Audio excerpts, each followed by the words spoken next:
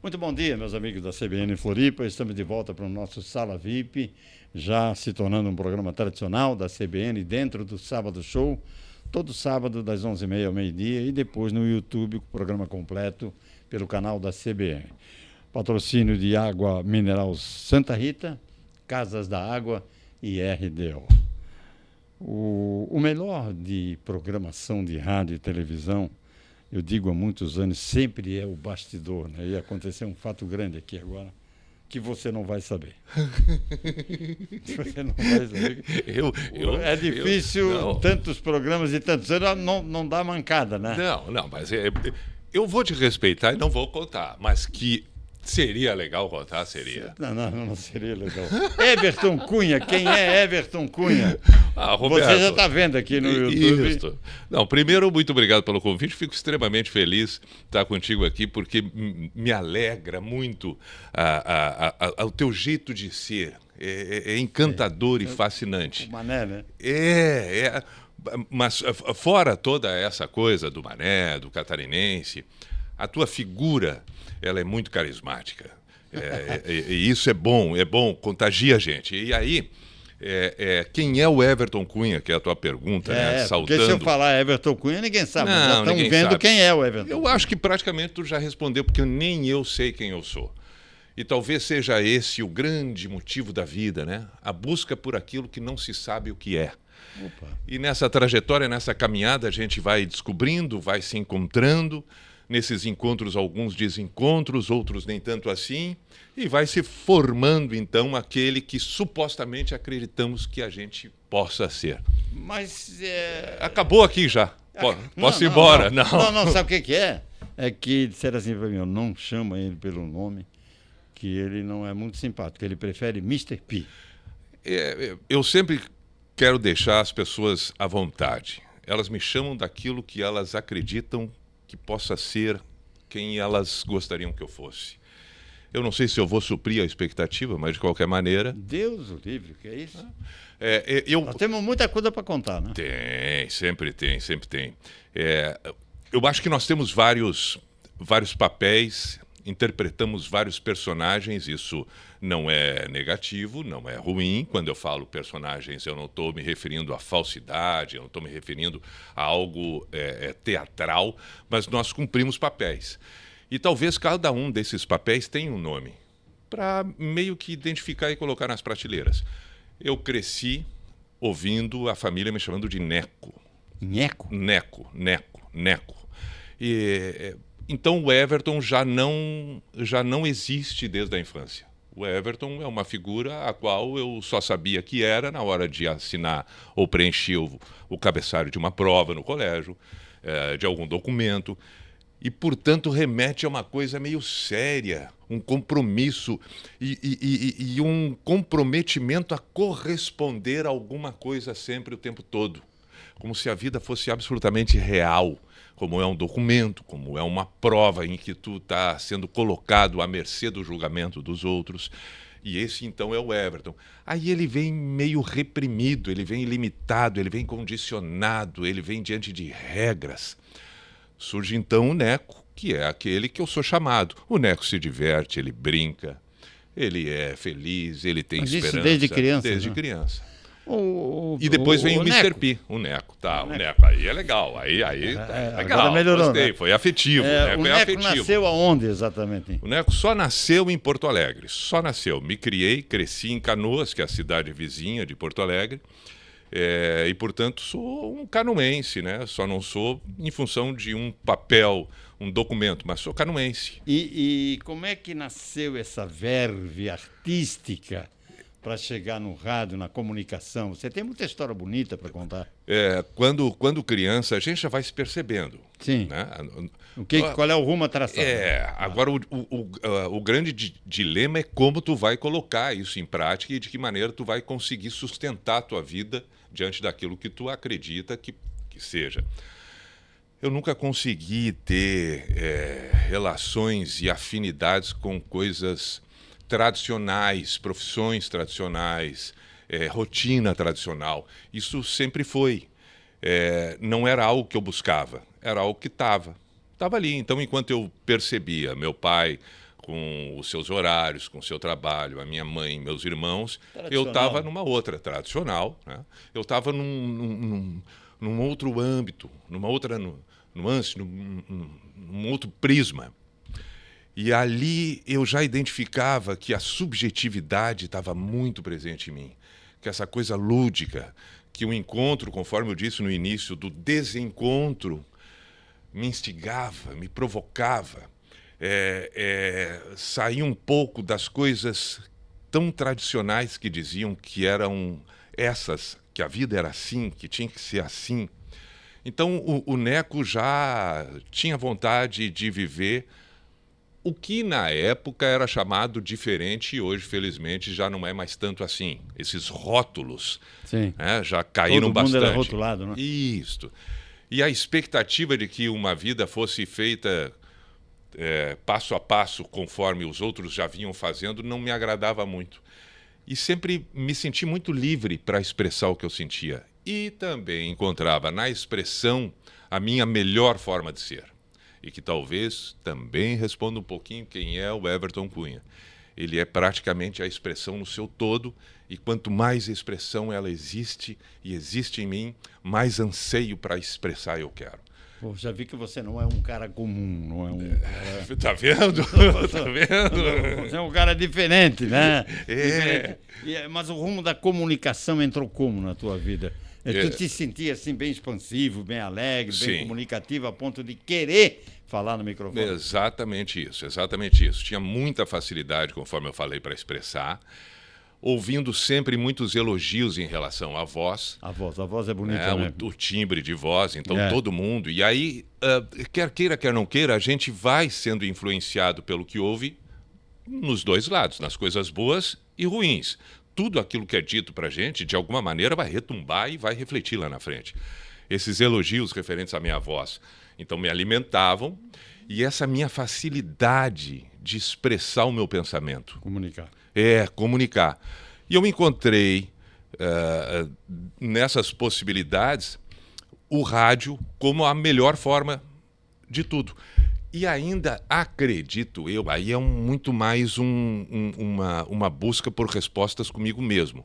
Tenho eu a impressão de que também pelo lado negativo, essa coisa do apontamento e do julgamento pela minha aparência também me remeteram mais ao rádio.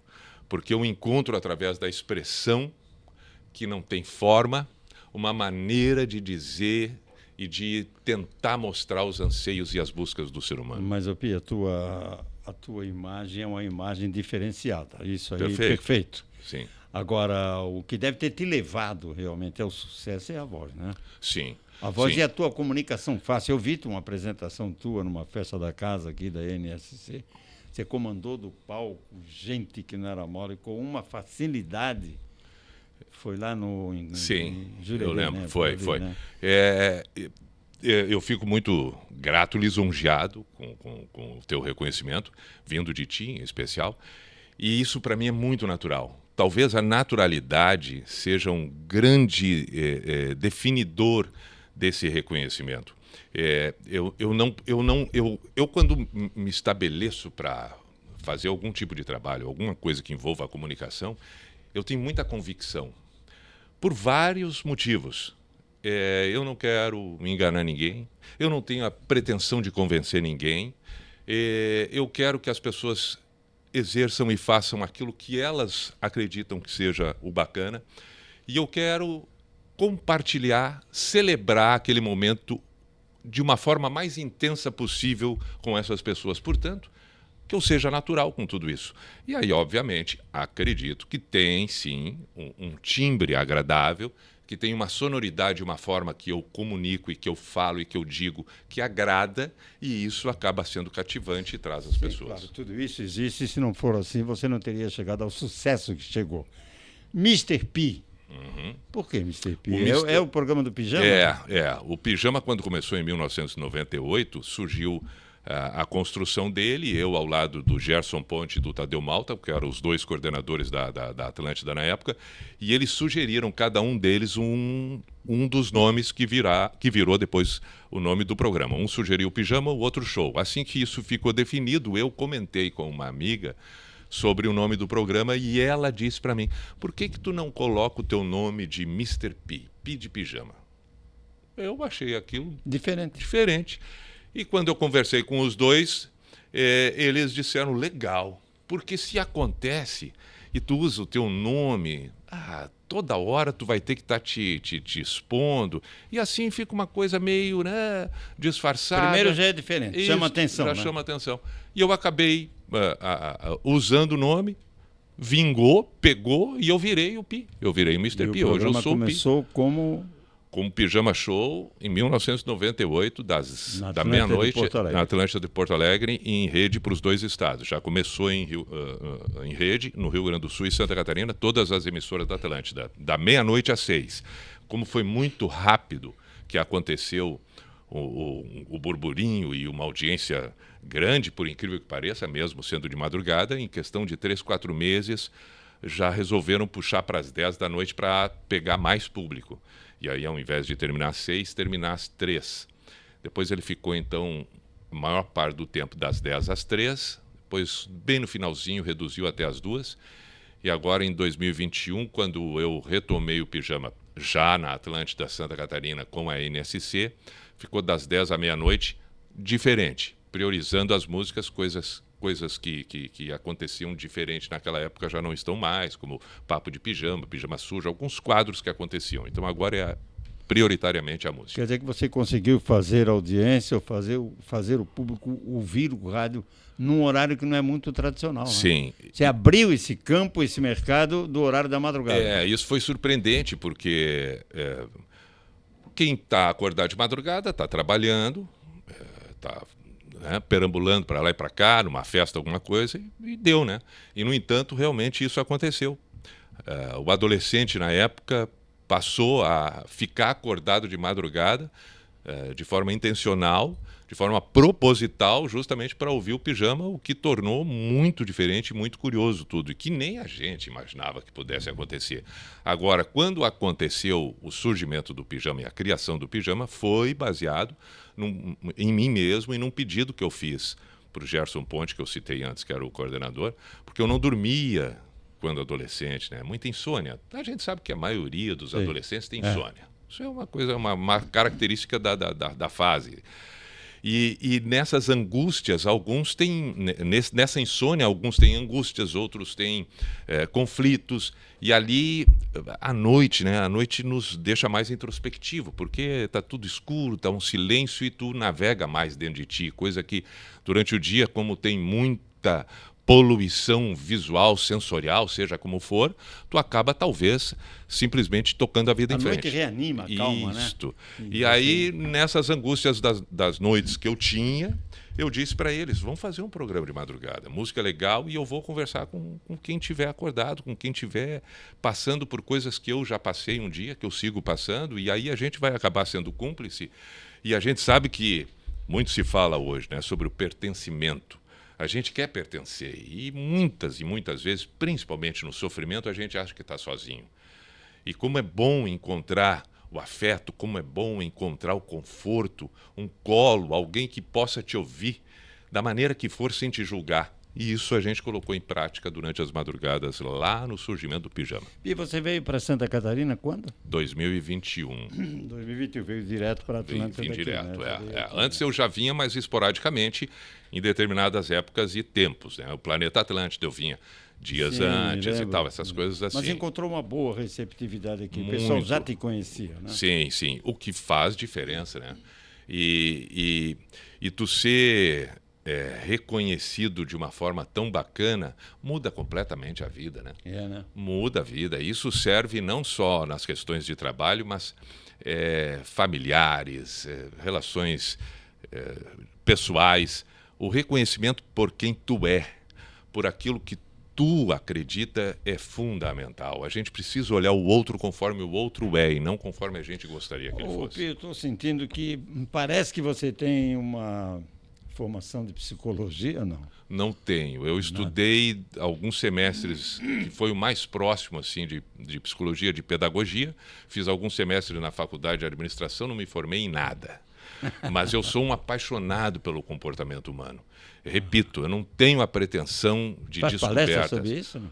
Eu faço palestras quando eu conto a minha história de vida e que, de alguma maneira, pode servir para alguma coisa. Mas, novamente, eu falo, não tenho a pretensão de dizer o que é, o que não é, o certo ou o errado.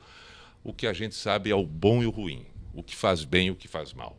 E isso fica muito claro a cada vez que a gente encontra uma pessoa, que ela nos relata a sua vida, que ela nos conta seus feitos ou não feitos, no dia a dia, a gente, na hora de deitar, fazer uma reflexão sobre a gente mesmo. Portanto, essa é a intenção. Então, respondendo, posso e faço algumas palestras, mas não são palestras motivacionais e de regras a serem cumpridas. Estou conversando com o Mr. P, uma figura carismática, um homem da comunicação, um profissional da mais alta qualidade. Eu queria saber como é que você avalia hoje, por exemplo, o rádio. O rádio hoje não tem mais o AM, né? Amplitude modulada. Hoje nós estamos todos no FM. Antigamente, a FM só tocava música. Hoje Isso. não. Hoje ela se transformou em música, notícia e, inclusive, transmissões de futebol pelo FM. Exatamente. Né? E a avaliação você faz do rádio quando tu entrou e o rádio de hoje, atual? Eu acredito que as mudanças pontuais são essas, né? O AM sumindo e o FM cumprindo um papel mais abrangente. O que me chama a atenção é que o rádio ele continua sendo imediatista e tal, mas ele não tem mais tanto aquele viés em que se divide faixas etárias.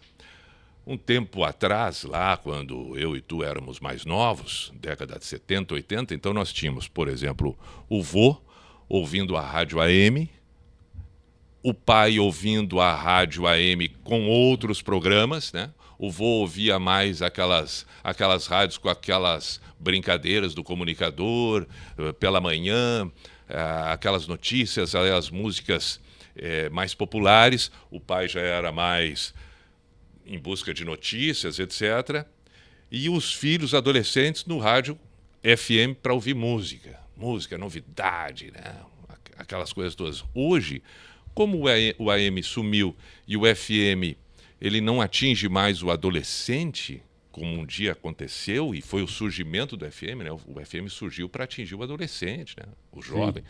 Hoje não. Hoje, quem ouve rádio FM é o que tem 30 anos, ouve a mesma rádio que quem tem 60, que tem 50, numa faixa classe social também diversa.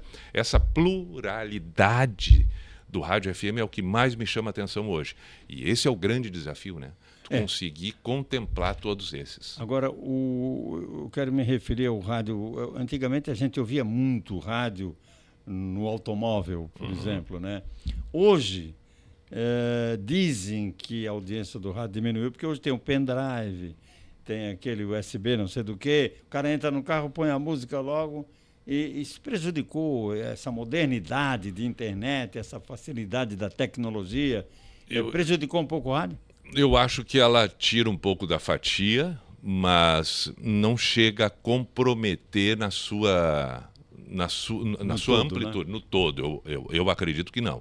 Mas a gente tem que compreender essa nova distribuição. O mundo começou a distribuir de forma diferente oportunidades. E acredito eu que oportunidade torna melhor a humanidade. A oportunidade é que faz a grande diferença para pessoas realizarem mais. E o rádio está dentro desse contexto. Então, hoje, nós temos que saber dividir ou somar, conforme o que cada um acredita, que as plataformas podem nos trazer benefícios e trazer mais conhecimento. E o rádio nem por isso vai deixar de existir. Pi, a televisão, Pi, não te chamou? Não. Não. Acho que era o teu negócio também. Sim, mas não. Eu nunca. Isso é uma boa pergunta, porque, conforme eu falei lá no início, na infância, adolescência, eu sabia o que eu não gostava, mas eu não sabia ao certo o que eu ia fazer. E continuo sem saber. E eu nunca fui de fazer planejamento em nada na vida. Isso tem um preço, elas vão acontecendo. E a televisão é um desses casos. Eu nunca tive anseio de entrar. E quando surgiram algumas possibilidades, A TV, eu acho que... Eu vou falar por mim e não da TV. Eu teria e tenho uma certa dificuldade, porque ela requer realmente mais regramento. Mas essa televisão do regramento, essa televisão da imagem, ela também caiu Ela um já pouco. foi, né? Já tem foi. razão. Tem Hoje razão. você tem que ter conteúdo. Tem razão. E isso aí tu tem muito. Obrigado, tem razão. E por isso antes eu tinha mais dificuldade. Talvez por isso também eu tenha tido, ou resistência, eu não tenha tido muita vontade de ir em busca. Eu gosto muito do rádio. Eu gosto muito do rádio. É um fascínio. Tanto é verdade. Inclusive, quando surgiu a televisão, principalmente aqui em Florianópolis, disseram que o rádio ia acabar. Claro. Muito pelo contrário. O rádio se reinventou e competiu, tornou os horários da manhã, da tarde, horários nobres, importantes, né? Porque à noite era negócio de novela e Sim. tal. Então, o rádio se sobreviveu e se superou. O rádio, para mim, ele consegue se reinventar, ele consegue se manter, porque ele continua mexendo com o nosso significado, com o que existe de mais bonito, que é a dúvida no ser humano. A única coisa que a gente não tem certeza absoluta é a existência de um ser supremo, isso é uma crença, né? Aí vai de cada um. O sentimento não é palpável. E o rádio mexe exatamente com tudo isso.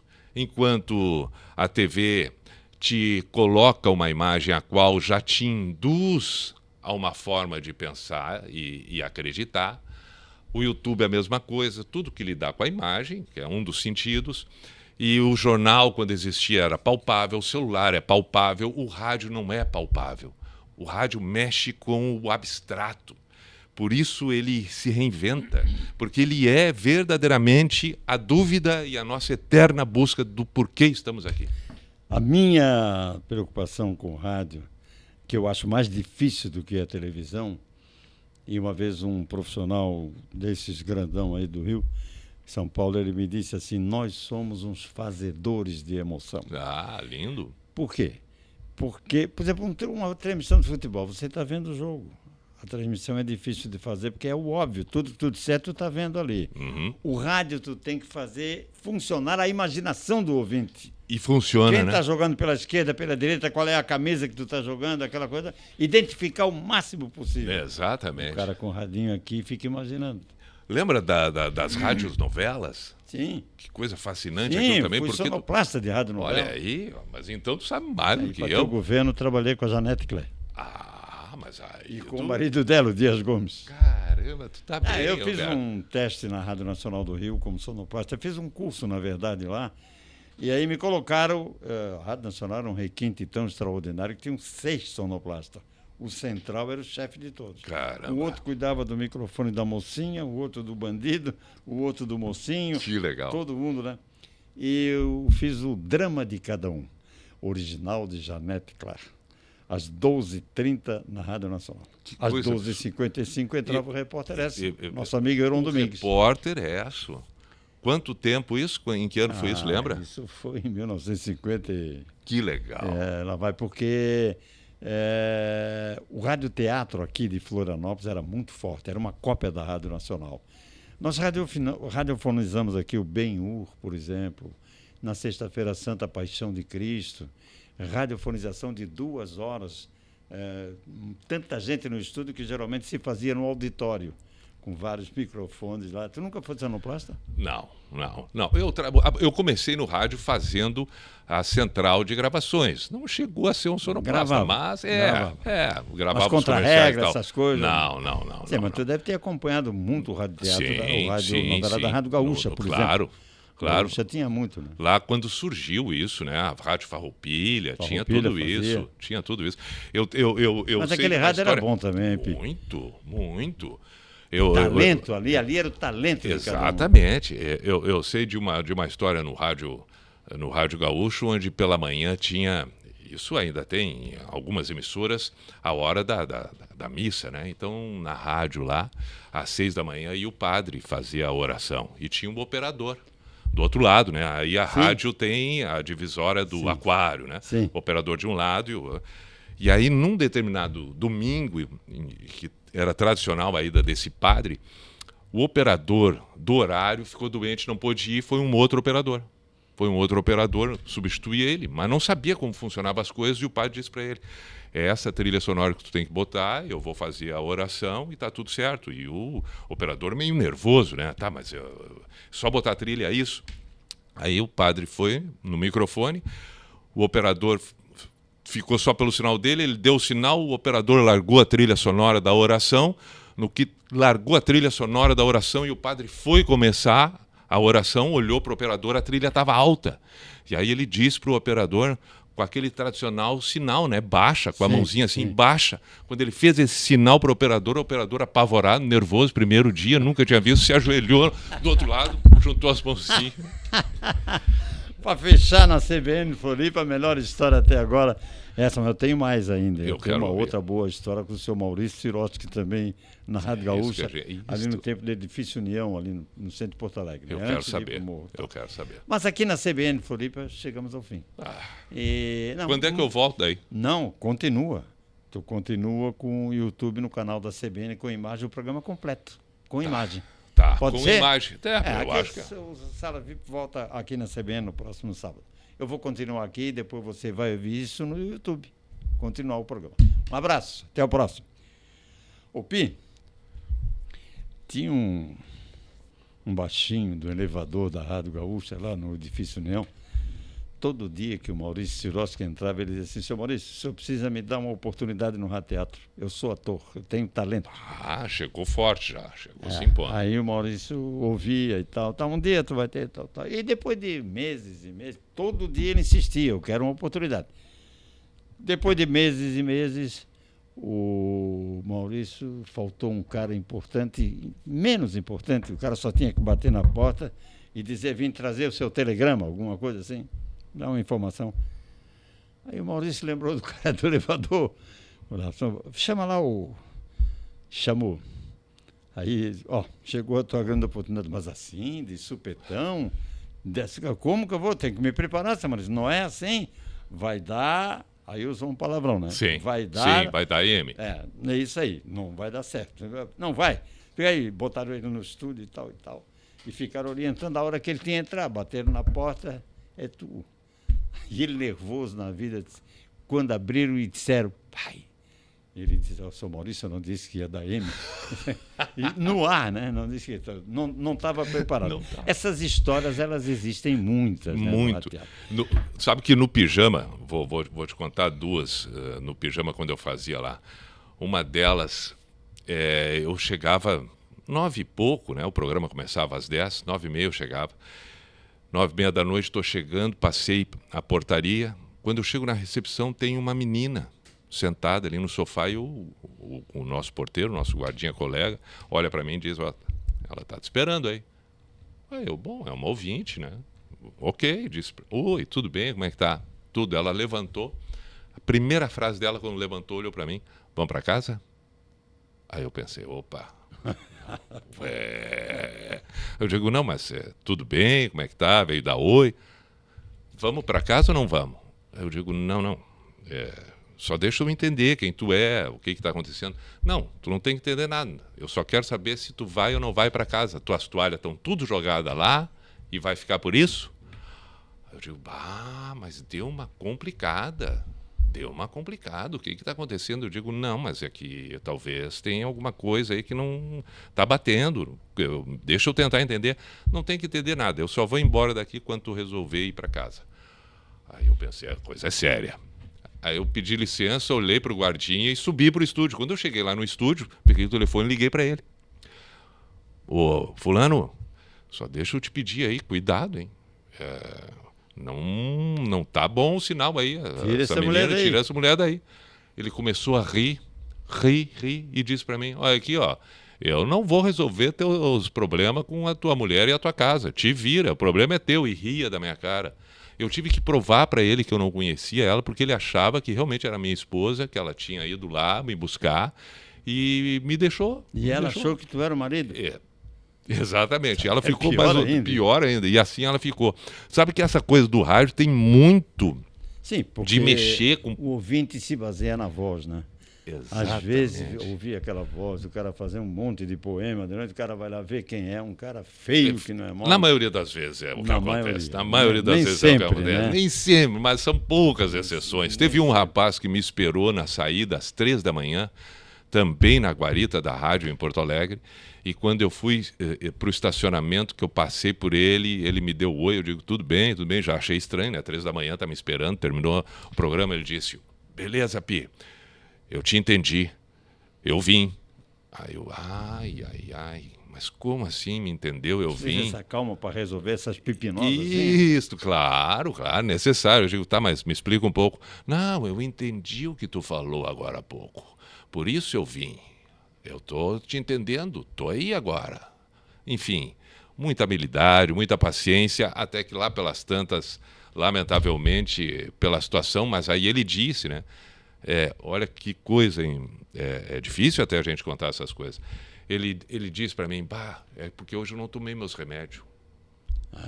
Tá explicado. Quando ele começou a abrir um pouco mais, aí o troço ficou sério, porque aí ele tinha distúrbios e ele realmente tinha convicção de que as coisas que eu dizia durante a noite, durante a madrugada, era com ele, era para ele. Que sensacional, atingia no âmago da coisa mesmo. Né? Completamente. O rádio tem isso. Impressionante, né? impressionante. Mas já a pessoa ficar o rádio aqui na prateleira e tu ouvindo uma radionovela, fazendo a imagem da história toda, né? De todo, né? Do cenário, de tudo. Eu adorava fazer novela porque o talento dos caras era muito grande. Houve uma cena em que o contra-regra tinha que dar um tiro. Você vai matar a mulher, né? Sim. A cena era forte, vou te matar, tu não vai matar, tu me traiu, tu não traiu, não sei o quê. Só que o tiro não era um revólver. Era um aparelho quadrado com 6 parafusos. O contra-regra dava o tiro com um martelinho na cabeça do prego. O prego caía, batia nas poletas. Pá! Era um tiro igualzinho. Coisa espetacular. Contra-regra era um negócio. O cara estava meio nervoso, porque a cena era muito forte. Ele tinha um cacuete de ficar assim na orelha. Mexendo na orelha. E com a outra, quando ele tirou o dedo, a mão da orelha, o cara disse: vou te matar, vou atirar. E olhava pro cara e o cara nada. Aí daqui a pouco, quando ele olhou pro radiator e deu. Só que errou no prego. E acertou o dedo. Aí deu um berro. Quando ele deu um berro, o ator disse assim, ó, o meu revólver pode falhar, mas a minha faca não. Transformou o tiro numa facada. Mas assim... Mas na hora, espontaneamente. Na hora, claro, então, como se fosse o teatro. Eu achava isso fantástico, né? Extraordinário. São os cacos que se colocam, né? Sim, porque isso tudo também era ao vivo, né? Ao vivo. Não era gravado. Não. E agora tu tem que fazer alguma coisa. Já que ele deu um grito, te vira com o grito que ele deu. Como diziam os antigos, né? Quem sabe faz ao vivo. Né? Pi, vamos falar um pouquinho de futebol? Eu acho legal. Eu acho que você é um aficionado. Vamos. Somos, né, Roberto? Gosta do bom futebol, faz uma análise profunda, né? Como é que estás vendo o futebol brasileiro hoje? Primeira coisa, quando a gente vai falar de futebol, e principalmente quando eu estou assim, em algum programa... Eu acho fundamental a gente compreender o porquê do fascínio do futebol e, para mim, tem uma explicação. Além de todo o emocional e etc., que a gente já sabe de cor e salteado, a projeção e tal. Mas tem uma coisa muito fascinante para mim, que é o seguinte. É uma modalidade esportiva onde, primeiro, se reúnem 11 pessoas... para dizer a verdade, 22 pessoas, num terreno, num espaço de terra enorme, retangular. Essas pessoas têm como objetivo dominar um objeto que é uma circunferência, o que é muito difícil, porque não tem uma base reta. E ela vem de qualquer jeito. Né? Ela vem de qualquer jeito. Esse objeto redondo tem que ser dominado não pode ser dominado com aquilo que tu mais usa na tua vida no dia a dia, que são as mãos. A gente passa o tempo todo com as mãos. A gente vive com as mãos. Vai tomar água, pega o copo com as mãos. Vai almoçar, pega os talheres. Vai pentear o cabelo, pega com as mãos. Vai botar uma camisa, pega com as mãos. senta, bota as mãos na mesa. A gente vive com as mãos. É bem lembrar disso aí, né? E aí é dito para ti, tu não pode usar as mãos. E tu vai ter que usar os pés, que a gente só usa praticamente para pisar. Pisa, pisa, pisa, pisa, pisa, pisa, pisa. E nada mais disso. E as pernas para caminhar, caminhar, caminhar, caminhar, caminhar. E tu tem que pegar 11. E é o seguinte, pelo tamanho do campo, tu não tem tempo de ficar conversando e planejando o que tu vai fazer. Tu tem que fazer meio que no instinto. Tu imagina e pressupõe que o outro vai entender o que tu vai tentar fazer com esse objeto, né, redondo lá adiante, e tem mais 10 além de ti para essa compreensão, para colocar esse objeto redondo dentro de um retângulo que é muito menor do que o espaço todo do campo. E vai ter outros 11 tentando te impedir. Isso é maravilhoso. E fazer como eles fazem de forma especial, né? E é maravilhoso. E outra, tu vai ter que correr 90 minutos para fazer isso. Aí tem uma resposta muito fácil e isso tudo já responde. Eu sei que existem exageros financeiros, a gente sabe. Não estamos aqui para discutir justiça econômica e social, não é esse o fato. Mas quando se vê jogadores com altos salários, isso explica, porque são 22 ali dentro e 60 mil olhando. Só no estádio. Imagina no que gira ao redor. Então, eles realmente são diferentes de nós. Mas praticam isso bem hoje? No Brasil? Eu acho que são tempos diferentes e, como tudo, a gente tem que lutar para entender por que talvez não esteja sendo da maneira como a gente gostaria e muito baseado no que a gente já viu. Porque a gente vai tendo mais idade, inevitavelmente as lembranças, inevitavelmente tudo tem que ser comparativo. Tudo tem que ser comparativo. E quanto mais a gente compara, menos a gente se satisfaz. Você é um simpático ao Grêmio. Claro. O Grêmio foi uma das maiores equipes do Brasil da minha época de guri, né? Sim. Quando jogava aqui era uma coisa extraordinária. Pegou a época do Sérgio Lopes. Foi o primeiro. Fita métrica. O Sérgio. Grêmio e Metropol no estádio Adolfo Conde, onde hoje é o Beira-Mar. Aí eu sou repórter de campo. Entra o Metropol, não quero entrevistar o Alcindo do Grêmio, o Bugre. O Bugre, claro, centroavante. Aí o Grêmio entrou e eu entrei correndo atrás dele, mas no meu lado tinha um repórter gaúcho que chegou na minha frente. E naquela época não podia botar 2, 3 microfones, não tinha coletivo. O cara que chegar primeiro entrevista, claro. O outro tem que sair fora. Isso. Um cidadão que tu conheces muito bem entrou e pegou o Alcindo. Aí eu parei no lado, e agora? No meu lado aqui, Sérgio Lopes. Aí depois fiz a entrevista com o Sérgio Lopes, virou meu amigo, jogou no Figueirense em 75, foi técnico do Figueirense, do Avaí. Morreu recentemente nos ingleses, aqui no norte da ilha onde ele morava. Tem uma filha casada com uma grande jornalista, minha querida amiga. E sabe quem era o outro cara que tu conhece, que entrevistou o Alcindo? Nem ideia. Lauro Quadros. Que legal. Da Guaíba, no lado. Chegou na minha frente. Ele com o microfone moderno e eu com macarrão cheio de fio. Ele já na frente. E ele é uma figura extraordinária. Né? Bom, tu está citando duas pessoas que fazem parte da minha criação. Né? Do futebol brasileiro. Sim. O Lauro Quadros, espetacular Lauro Quadros, e o Sérgio Lopes, eu cresci ouvindo muito, porque ele e o meu pai eram parecidíssimos. Magrão, alto, né? Eu vou te mostrar, eu já te disse, eu separei no meu celular semana passada uma foto que eu tenho do meu pai e do Sérgio Lopes, não eles juntos, mas que eu coloquei para te mostrar como eles eram parecidos. Tanto é verdade que teve um jogo entre Grêmio e Novo Hamburgo, no estádio do Novo Hamburgo, em que o Sérgio Lopes não estava jogando e o meu pai foi assistir na arquibancada. Quando o meu pai entrou na arquibancada, a torcida toda gritava com ele. O que tu está fazendo aqui que tu não está em campo? Eram parecidíssimos e chamavam o meu pai de Sérgio Lopes o Fita Métrica. Então eu cresci ouvindo esse nome, né? Sérgio Lopes, Sérgio Lopes, Sérgio Lopes, Sérgio Lopes, bem como tantos outros, o Loivo, que estava de aniversário recentemente. E o Sérgio Lopes eu não sabia que morava nos ingleses, onde eu moro hoje. Quando ele faleceu, a família me ligou pedindo para eu estar presente, porque eu era o único da época em que ele jogou, para fazer uma saudação, uma homenagem e tal, na hora de fechar a urna, né? Claro. e eu não estava em Florianópolis, eu estava fora do Brasil, inclusive, e não pude comparecer. Eu soube que ele faleceu, não pude nem falar. Depois, quando eu voltei de férias, essa coisa assim, acabei fazendo uma referência.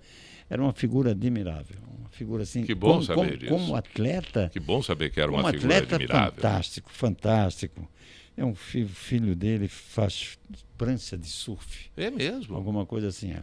Ele morou muitos anos nos ingleses e morreu lá. Olha que interessante, né? Como a gente desenvolve afetividade, carinho com pessoas que a gente nunca conheceu, nunca viu, talvez nunca veja, né? E o futebol tem muito disso, né? A gente se identifica muito, né? E a gente se identifica. Coisa interessante a gente eleger determinados jogadores que, de alguma maneira, eu não sei o que eles fazem, por quê, mas a gente olha. Lembra que quando a gente era guri, a gente brincava, né? Vamos jogar bola, vamos. Quem tu é? Exatamente. Aí eu queria ser o Tele Santana. Olha aí, ó. Tele do Fluminense. É aquelas coisas. Coisa antigas, impressionante, né? Isso, né? É impressionante.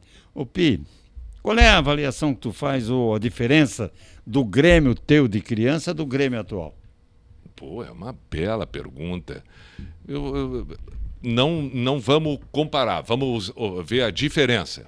A diferença eu acho que já parte de uma forma bem simples, sem julgamento certo ou errado, mas a identificação do jogador com o clube. Sim. Isso é básico, né? Camisa. A camisa. Entender onde tu está te colocando, o significado daquilo, a grandeza daquilo e o quanto aquilo representa. Eu acho que essa já é uma diferença.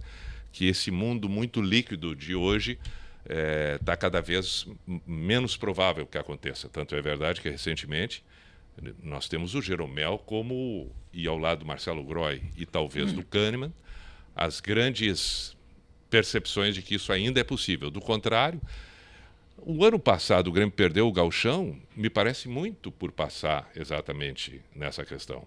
Jogadores que vieram de tudo quanto é lado. Muito dinheiro e pouco comprometimento. Comprometimento por não compreender exatamente esse vínculo necessário, essa junção tão fundamental para que as coisas aconteçam. Então essa, para mim, é a primeira diferença. Depois disso, tenho eu a impressão que o preparo físico do futebol hoje, aí entra inevitavelmente no Grêmio, qualquer outro clube, está muito diferente do que era no passado. E o preparo físico preponderando diante de questões técnicas torna mais difícil que haja um espetáculo bonito de ser visto daquela forma que a gente viu. Com habilidade, com lançamento. A diferença está na qualidade técnica para o físico. Sim. Né? Em 75, 76, o Internacional tinha o Gilberto Tim, que era um lateral direito que depois virou preparador físico. Né? Então, e fez muita diferença o Gilberto Tim na preparação física. E jogou no Metropol, inclusive. Também. Comparativamente é muito difícil de fazer isso. A maior prova disso não tenho números, mas tenho a impressão de que temos menos gols de falta hoje sendo convertidos do que no passado. Sim, e aí também tem a ver com a questão técnica do goleiro, que tem a ver com preparação física, porque envolve explosão, envolve envergadura, movimentação, reflexo, uma série de coisas.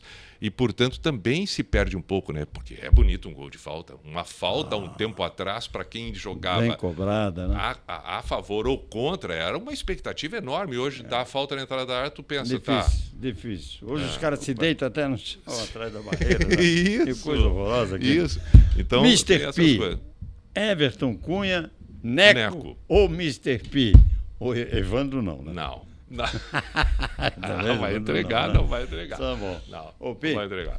Muito bom conversar contigo. Eu que te agradeço, programa leve, muito psicológico, né? Tu tens umas tiradas aí de ser aquele paizão orientando o ouvinte, sabe? A ponto do cara ir lá achando que estava falando com ele. Sim, é verdade. Olha só que coisa, tu entrou no âmago do cara. O rádio tem um pouco disso. O rádio tem um pouco do papel do irmão mais velho. Exatamente isso aí. O irmão mais velho é aquela figura que tu olha e pá. Nós hoje temos o teu programa às 5 horas da tarde. Tem 5 horas da tarde com o Porã, na Atlântida, eu e o Porã. Depois, às 19 eu sigo no ar até às 21. com o programa chamado Mr. P na Rede, que tem mais músicas da programação diária da Atlântida, e das 10 da noite à meia-noite, aí é o Pijama tocando só músicas clássicas da história toda da Atlântida. Antes de dar tchau, te agradecer imensamente, porque mesclei vários momentos de alegria, de emotividade, de lembranças, de recuerdos e do que existe de mais bonito em mim, que é a possibilidade de conversar, de ouvir, de poder dizer e sentir o que nós podemos fazer nesse momento agora aqui. Obrigado, Roberto. Uma das coisas boas que eu posso revelar abertamente foi ter te conhecido aqui na casa, na NSC, na Atlanta, no rádio, na CBN, sei lá. Porque a gente aprende sempre um pouco, né? E todos nós aprendemos cada dia um pouco mais, né? E quando converso contigo, não diria que é uma aula, assim, mas é um aprendizado extraordinário. E foi o que aconteceu hoje aqui. Bonito. Ficamos com a frase de Mahatma Gandhi, que a gente precisa viver como se fôssemos morrer amanhã e aprender como se fôssemos viver para sempre. Obrigado, Roberto. Tu é formado, não tem jeito. Tu tem psicologia demais. Obrigado, Mr. P, foi o nosso convidado de hoje do Sala VIP. O programa está inteiro no YouTube, no canal da CBN, para você ver a hora que você quiser, com imagem, nossas brincadeiras aqui. Mas teve muito conteúdo também que a gente aprende, né? Podemos chegar a essa conclusão. Um abraço. Obrigado mais uma vez ao Pi. Enorme prazer em trabalhar com ele. Um abraço, até o próximo Sala VIP.